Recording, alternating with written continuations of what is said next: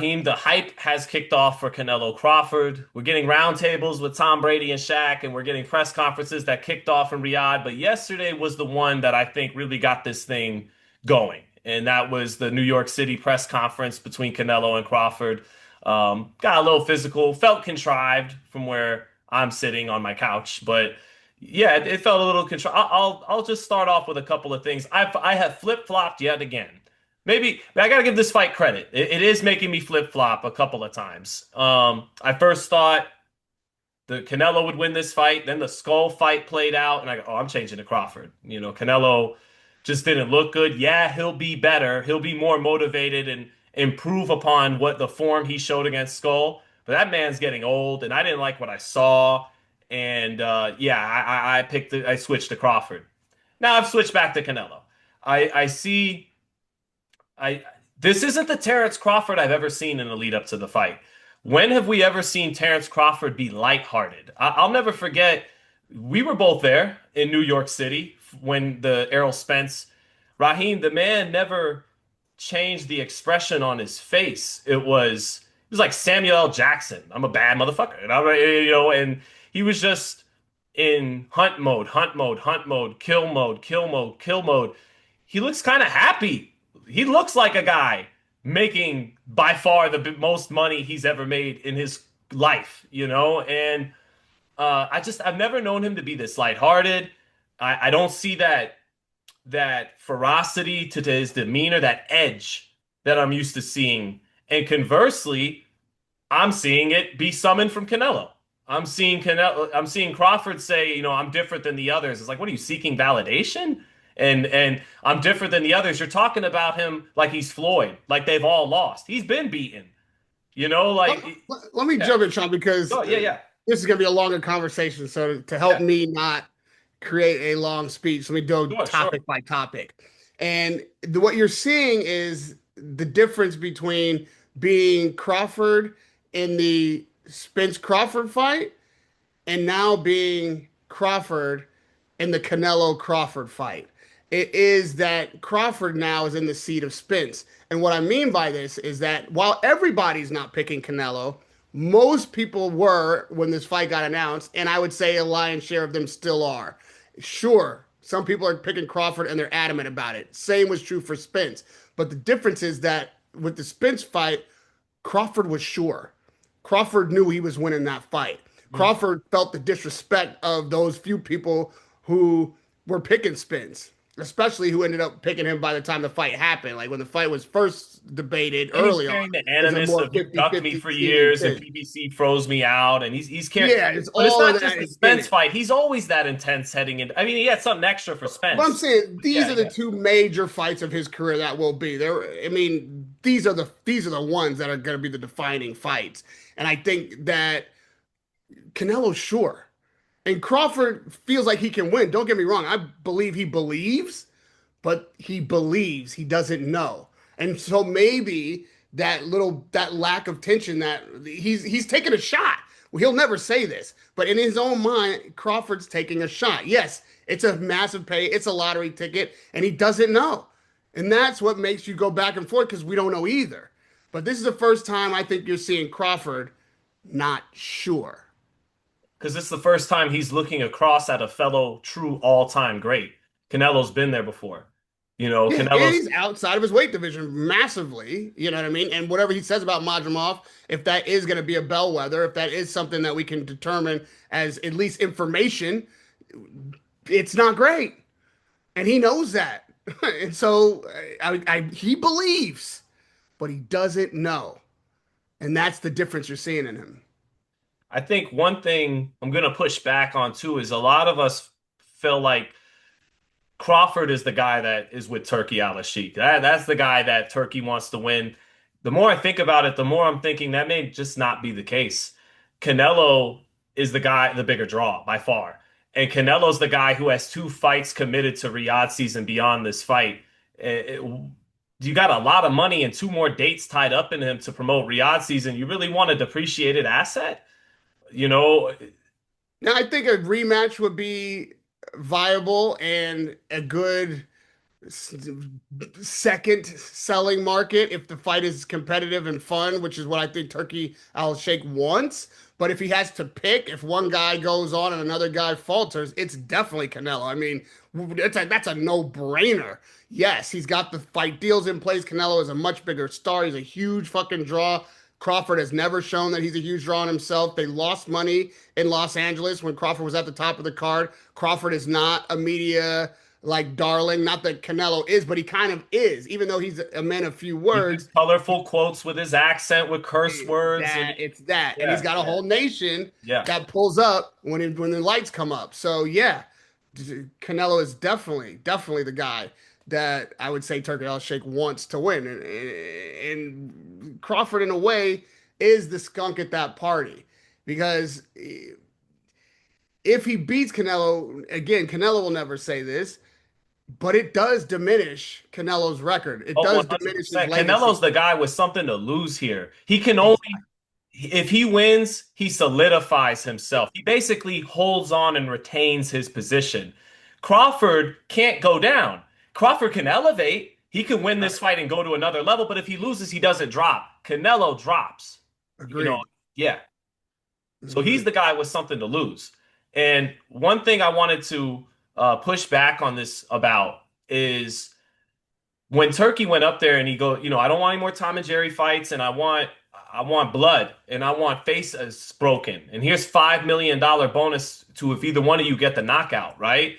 And so I got a bone to pick, and I'm not going to name names, but there have been some fighters, some great fighters that I admire, but and I tweeted this, but they pointed their fingers in the last 20 people that still care about this in America. The fans and the media that show up to point.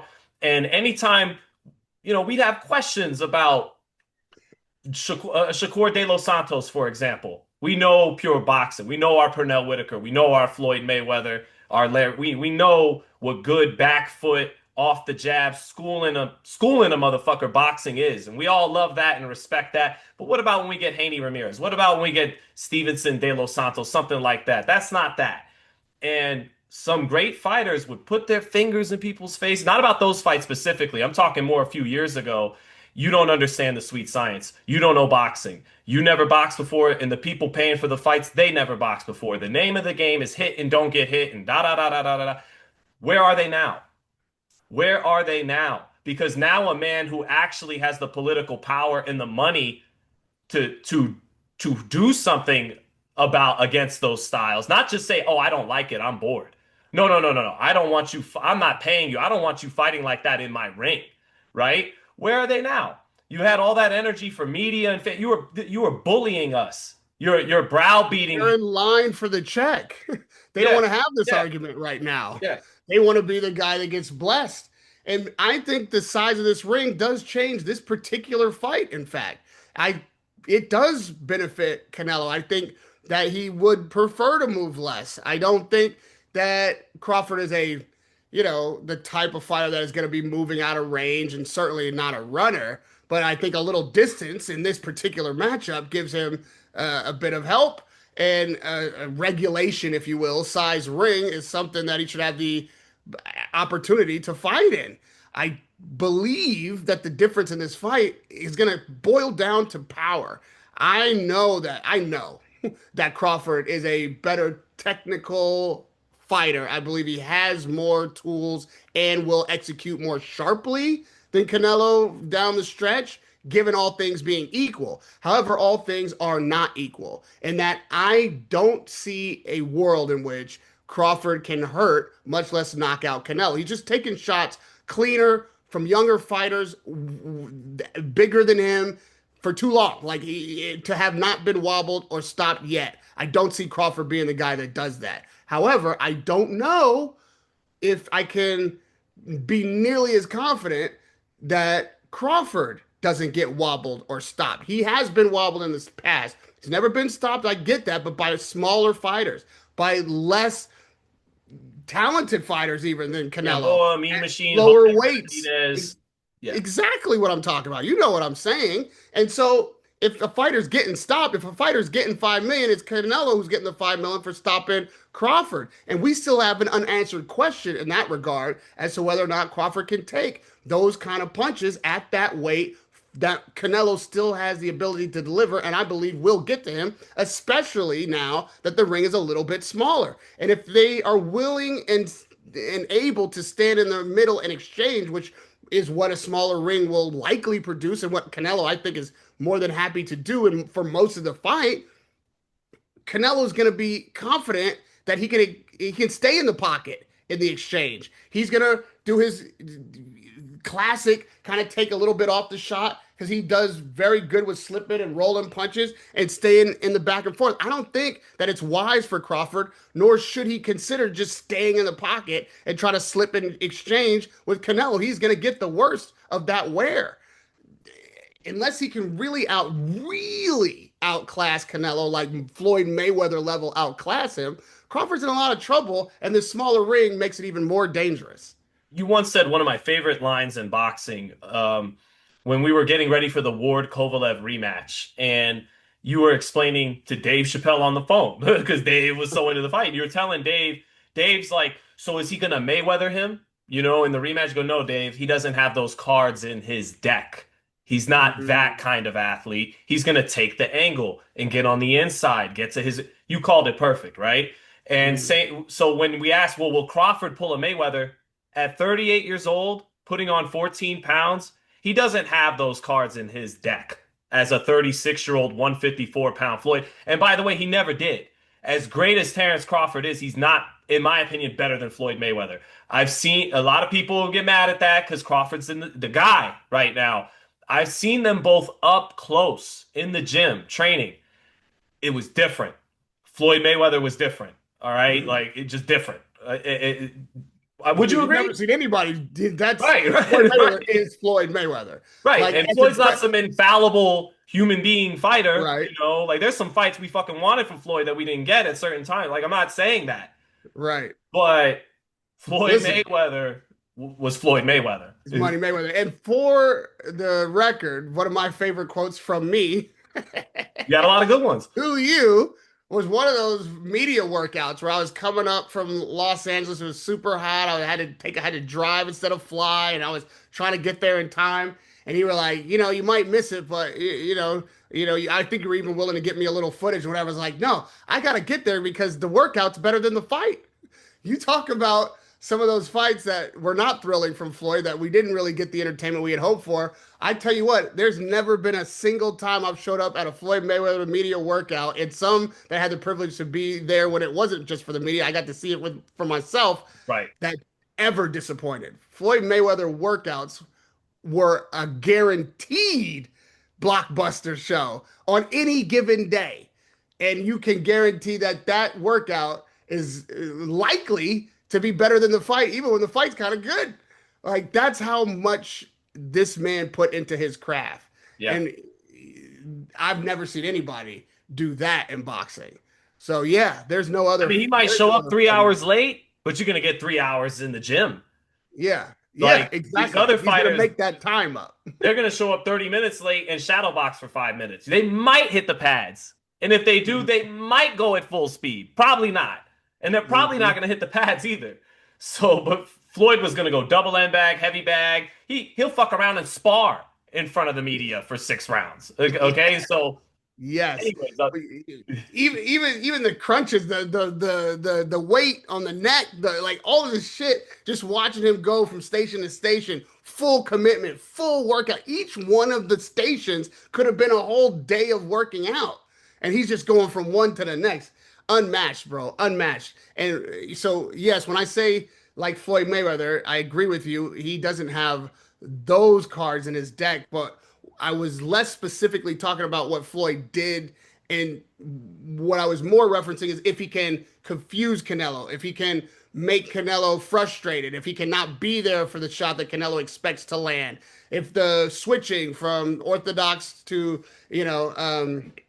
southpaw is maybe enough to make Canelo hesitate, if he can pepper him and move this kind of shit Yeah, yeah, is, yeah. is really is keys to victory because it isn't going to be power. You're not going to wear the guy out. I don't think Canelo has been gassing late in fights like, that's been years since we've seen that. I think Canelo has gotten seasoned enough with kind of slick fighters and rhythm fighters that he had a little trouble with years ago. That's not an issue anymore. So I think we're going to need to see something from Crawford we've never seen, and we just might. But keep in mind, it'll be something we've never seen.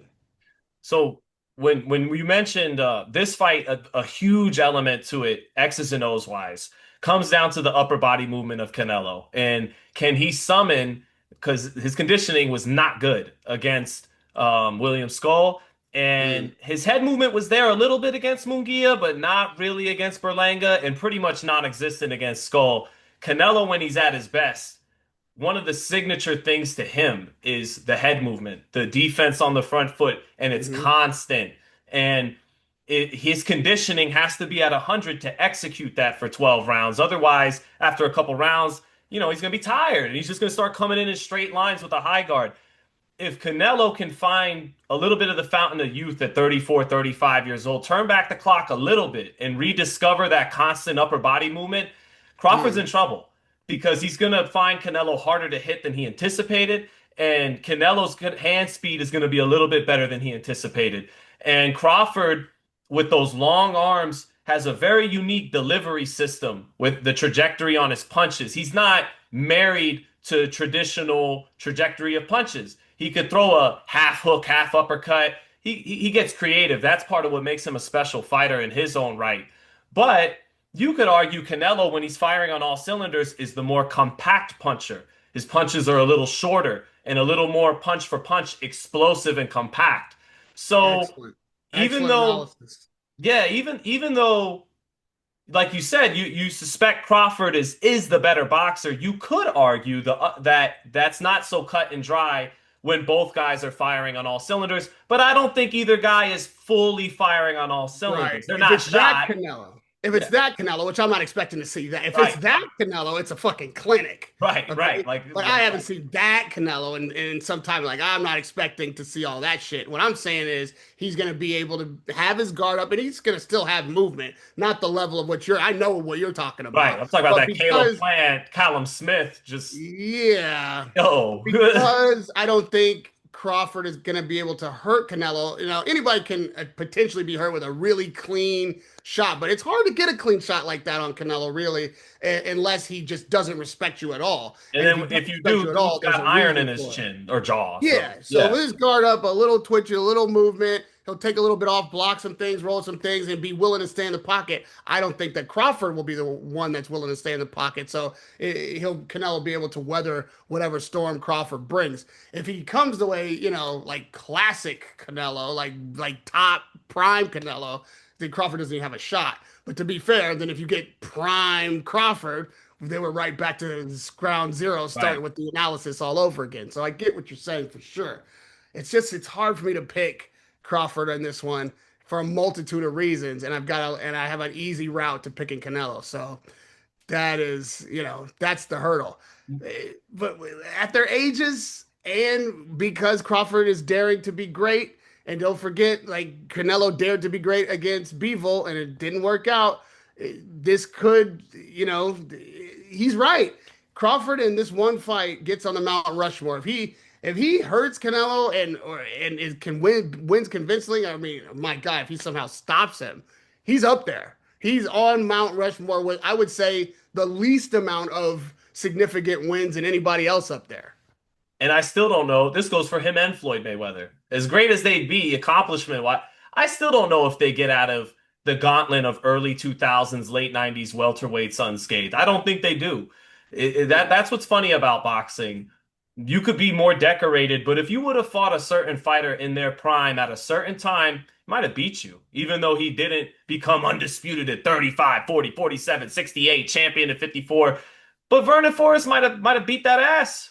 Yeah, it's like That's why they call it a sweet science because we'll never know. Once right, you right, can only put those elements together to find out, and the rest of us are really just talking shit. We're right. good at talking shit, but it's shit until the fight happens. It's And a, we'll see. it doesn't go in paper, but and then one more thing on the X's and O's, just a big way. that the size plays a factor in this is withstanding the arm punches, the bot just shots Mm. touching you anywhere because Bivol, remember what I got people cleaning my yard, but Bivol, he remember he famously went Bivol is a big, strong, walks around at 200 pounds man, 6 foot tall, huge shock absorber neck, built thick throughout his entire frame. Crawford taking that on his lean arms, that we'll see. We'll see if he's able to do that because that makes the nervous. If you have to start bracing for impact, that slows down the counterpunching windows. Terrence is the best counterpuncher in the world. That's his bread and butter. That's really my favorite thing about Terrence Crawford. No one can punctuate the exchange quite like Terrence Crawford. And if you got when if you got a brace Mm. but for that split second before and after the shot lands on the arms, that's ruining your counterpunching window. So it's another thing to look at X's and O's Y's in this fight. Are you surprised that Crawford didn't insist on a rehydration clause? I would have. You're not gonna get it. So why try? Why make yourself look bad by asking for it? You know what I mean? But Well, I don't know. I I don't don't know. think At he this, thought that. I just think to his credit, he's going in there and believe, if I'll beat him, I'll beat him. Wait or not, whatever. But you weren't gonna yeah, get it anyways if you asked. yeah, maybe. I would. I don't know. I think it for all of the talk and bluster about, oh, I'm walking around at this weight, and we know what we got to do, and oh, I'm gonna be comfortable and all He's gonna that. look like a blown up welterweight junior middleweight because that's what he is. Yeah, I would try to keep Canelo at least in range of You the want that scale payday? weight. You want that payday? Then I do what I want. Turkey, give me smaller ring. Keep it up, and I'll get the smaller ring on your ass. Like that's what Canelo's on. Let me hit you with another one because Max Kellerman, when he dropped into the press conference, said one thing that I thought was interesting, at least to be questioned. Do you think that Crawford Canelo is that the two pound for pound fighters in boxing right now? Are those the only two No, that no, can I be don't. considered in that 1 and 2 slot?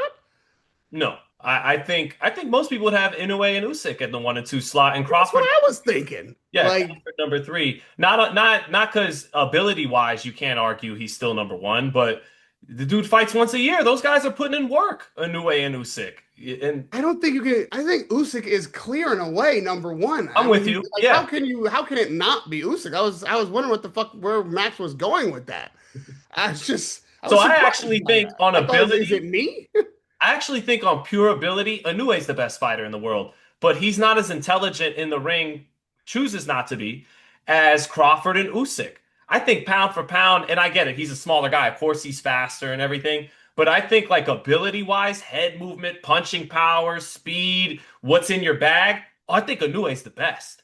But he runs red lights. He does leave his chin up. Those guys are smarter than him, boxing IQ wise. They're not more talented and gifted than him. That's like, you know, Boots is up there in terms of pure talent. I think Inoue is in a way is the best fighter in the world. But because boxing IQ factors into that, I give it to Usyk. And plus Usyk beat a man half a foot taller than him and 40 pounds heavier than him in Tyson Fury. If that ain't pound for pound, I don't know what the fuck is. So Yeah, for you know, me, it's Usyk because the resume's crazy. Heavyweight matters. I mean, I realize it's yeah, pound yeah. for pound. So you're not really supposed to consider that it's heavyweight, but it Raheem is. used to tell me it And don't get real till you get past 30, 35. It yeah, don't I don't really want get to real till say we get to it. 47, is what Raheem used to say. I don't want to say it Yeah, because yeah. it's pound for pound, so I that blew up your shouldn't be part spot. of the equation. Yeah. But I mean, Joshua twice, Fury twice.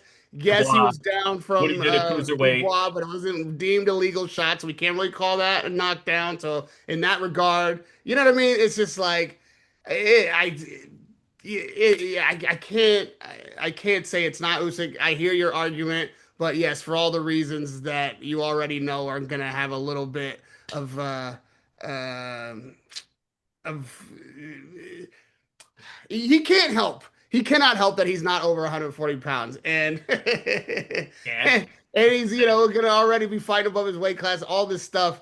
but there is something about being in a division where really one punch, even from a fairly novice fighter, can knock you out. Like the heavyweight division, even if you're not good, if the fighter who is great switches off, you can get chin. And to me, that's not that is never as true in any other division as it is in the heavyweight division. And the way that Usyk has bested multiple styles, like different styles back to back, done rematches, still not really hasn't been competitive to the point where after eating of those fights, it was like, oh, we need to see that again because it's really unclear. I know some Brits might argue about Fury, but I didn't see that as a No. super close fight. Like, you know, so that's where it is for me. And I'm not here to just, drone on about Usyk. I think maybe Dubois beats him, to be honest with all I just said. I think I got Dubois beating him. He's almost But 40. So, there you go, yeah. right? I mean, the dynamic changes at some point. It's going to switch over, and I think that point You comes keep fighting, in someone's going to July beat you, 19th. Usyk. If you don't go Mhm. home at some point, they will get you. That's They how that will get you. It's works. boxing. They're going to Yeah. get to you. You know what I mean? Or you're going to fight, an Irish UFC fighter who's coked out of his mind, pick the round and make the money and still put that on your boxing record. Yeah. So one of those two things will happen. Well, And but back to Max for a second. I'm gonna sorry. keep it real. Max. I admire, study him. If I think I'm Vince Carter, Tracy McGrady, or Kobe Bryant, he is Michael Jordan. Him and Larry and Jim. And there's a few others too, but those guys are legends. I'll never be as good as Max Kellerman in the 2000. Like there was a breakdown. The first fight I ever attended was Hopkins Taylor 1, July 16, 2005, almost 20 years ago to the day, MGM.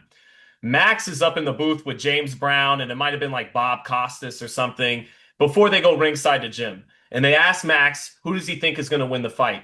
That motherfucker, Max Kellerman, broke down exactly what was going to happen in that fight in such a precise, articulate, beautiful manner that there I can't give it enough praise. Go back if anybody wants to watch it, just the way he predicted exactly what Hopkins Taylor 1 was going to be. And that's just one of many brilliant takes he had, on Friday Night Fights, ESPN, and then once he made the transition to HBO, Max is MJ to me, right? And Max has been good to me. He's given me interviews when I was 14, going to Calvin Brock fighting at Caesars. He talked to me when I was a little amateur boxer, and he even remembered that talk when I brought it up to him. And so Max is a good dude and a fucking legend, right? But I gotta keep it real. When I saw him go up there, Max in his last days at First Take made a lot of noise, taking it deep and getting political because he's a super smart guy who can go beyond the bounds and the scope of sports, no problem. And he would, talk about all the injustices in the United States and all those kinds. He would take a lot of stances against injustice and everything in the United States. So I think it's very hypocritical of the great Max Kellerman that his first appearance is, oh my God, we should all be thankful that Turki Al-Sheikh, who had a journalist, public government investment fund of a country that doesn't give normal basic rights to women and all kinds of things that, it's hypocritical of me that that's what you were all about in your last days on ESPN. And the first time I see you since is praising Turki Al-Sheikh and being summoned by him with all of his background and the government money which is funding this fight and all the you had all that to say about your own country that made you, but with you're just going to turn around and hey, I'm here for the first time in years, and the first thing out of your mouth, we need to be grateful that Turki Al-Sheikh's a boxing fan. That's very hypocritical of the great Max Kellerman, and I feel like I'd almost be remiss if I didn't call him on it. Okay. And there was a little bit of, you're all excited, and you all know how this reminds me of another Raheem quote. You all are excited and but this fight, you didn't know how important and awesome this fight was until I said it's important and awesome. And it reminds me, there was we were leaving Canelo versus Khan, the first fight ever at T-Mobile. And Raheem's like, like that fucking Canelo, it's time for him to fucking fight Golovkin, right? And I'm over there carrying water for Canelo. I go, no, no, no, he's still growing into the weight class and they'll get him a year from now. And you're like, that's bullshit. The time to do it is now. Now is the time to do it. So I get home, Raheem's crashing at the place, and Max Kellerman on the post fight of HBO goes, I think the time for Canelo Golovkin is now.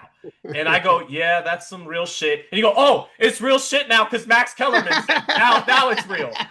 So when Max is like, oh, it's important and it's important, it's like now it's important because Max said it's important. And now it's officially important. Go ahead. Fair, fair. Listen, we as journalists want to hold our fellow journalists and certainly those who inspired us and whom we looked up uh, to account and at a high regard. You don't want to change how you view a person, even if it is on ethics and not necessarily performance or analysis. You have an image of this guy. If he's your MJ, then in a way, as we are all children looking up to the last generation as a beacon or a guiding light, you almost want them to be infallible. You want them to not be susceptible to the seduction of money or platform or stage or a moment in which they might have a lapse in their own level of integrity when it comes to whether or not you get this check or not. And so, yeah, I can understand you being disappointed. I see the point. I don't remember Max's last broadcast, but I'm sure it is the way you described it and I mean, probably you don't, for contradictory example, like you don't hear me to saying what that he's about saying Jim now. Lampley because Lampley never took some stance again. And I'm not even disagreeing with the stances Max took. I'm just saying it's hypocritical of you to take those stances against your own country, as you should. That's your right. You should speak up and then just, oh yeah, first time in years, I'm here and he's great and he's great. And to take the money and Uh, the truth is that the way boxing at the moment is being promoted, and I have to accept this as well, it's not my favorite element of what's going on. My favorite element is the fights themselves, which it always has been. But, this Riyadh season, the way that they are framing the promotions and the fights is leaning into the sensational. They want the biggest names, the guys with the most followers. They want sizzle on everything. They're looking for a bit of a circus atmosphere for legitimate fights, and the fights are legitimate. Like, yes, this fight has a weight differential. It's not a fight that would normally be made. What was said on the stage is true that from Dana White is that you don't get this fight without Turkey Al Sheikh, and some people say maybe we shouldn't get this fight, but Crawford wants it. Canelo's willing to accept it. We don't definitely know who's going to win. You go back and forth. To me, that makes it a legitimate fight. And yes, they are in the top five pound for pound. I wouldn't put them as number one and two, but they're in the top five. And so, who's Canelo to is not say this top fight, 10 still. yeah, shouldn't happen? It definitely should if they want it, and they do, and it is. But the surrounding people who are promoting the fight, people you see on the stage, people who are presenting, it's a little circusy. It's not the kind of 80s boxing or even early 2000s lineups of analysts and journalism and kind of pressing Well, if I questions and may, the kind of shit that we're accustomed to and that we got into this thing for. It is up to the promoter though how he wants to promote the fight. I'm not a part of it. I'd like to be a part. I'd like to offer what I have, but they obviously haven't hired me to do that, and it isn't something I'm taking personal. I'm looking at what it is, and I'm like, maybe I don't fit into that. And if I can have these conversations with you, and we still have audience, and we still have people who will take our analysis and consider it as something of value, I can express myself. I still have access to the fighters, and it's just what I got to do my own thing until the thing up there maybe has a place for me. So I or understand we your make or disappointment. you make your I own get place, it. right? Well, I make my own place and the thing comes to me, I'm not excluded from it. But what I see in the way that they have selected talent and the where they want to promote it and the value that they put on this thing is entirely about just promotion, which they are promoters, and whoever's got the following, whatever they think might be flash, if it's Times Square, if it's, this one or that one, then just go that route because people are paying attention to them already. Maybe they can get the people that pay attention to them to pay attention to the fight. That's a promoter's job. The promoter is not really responsible for creating a space for true journalism. That Right. has to be demanded by the fans. It has to be demanded by the the fight goer. It has to be something that the press themselves are unwavering about, and the fans are not demanding real journalism, and the journalists are not willing to stand on business and say we won't do this or we won't cover the fight if you don't allow us to, cover it a certain way. And so, what are you going to get? You're going to get this. Well, it's the whole vibe of the press conference, and I'm not saying it's not working. I'm not saying this Sure. ultimately won't captivate Joe Blow, who hasn't watched boxing in a long time, because whether he realizes it or not, he's being facilitated, he's being marketed to, and they know how to do that a lot better than the people that have been running boxing. I'd be remiss to not give them that credit. But to your point, I love that you said it doesn't quite feel like, the 1980s and HBO go, even though you bringing in Jim and Max still don't feel like HBO. It feels like Right. UFC because Right. UFC is running the show. Because there's not any real journalism as a contract. Like there was a world, a universe of boxing that had a little bit of everything. That Oh, look, Tyson left I HBO for Showtime in part because they were too truthful in their opening pieces about him. The mm, HBO, if you go back and watch their original broadcast, they forecast the Douglas episode or foreshadow it. The two or three fights preceding it, they're covering King. They're covering the Robin Givens stuff. HBO's mm, doing its fucking job. Nowadays, they would sell you an infomercial. Mike right, Tyson is from the hard streets of Brooklyn, a knockout artist. right. Watch him July 10th against Alex Stewart. Like, that's what it would be now. Yeah, to your point. Right. And any journalists that were to be on that beat and really covering it honestly and showing the ugly side would just be excluded. You can't stop a guy from sitting at home and talking shit, but if you can't access the fight, you can't talk to the fighters, you're not in the mix, it's too big a price to pay in this day and age. Like most people are unwilling to pay it, and you're not gonna get the kind of views and the kind of staying power as a journalist if you don't have any access. So, and then I don't want to turn this into a whole fucking Yeah, no, thing, but those of whatever us, criticism you have starts to look like sour grapes. You're just saying that yeah, 'cause you're not a part of the show. yeah, right. And so that's where the audience or the fans don't support it. They don't give a fuck about real journalism. And the ones who do are not loud enough, and the ones who don't are really the ones who are driving numbers. So you just want entertainment, and they are offering you every type of entertainment that you could possibly ask for. They are looking for different ways to make the object shinier. And some of us would like to know what the object is made of. Some of us want to know the ingredients on the cake, not just stick our finger in the icing.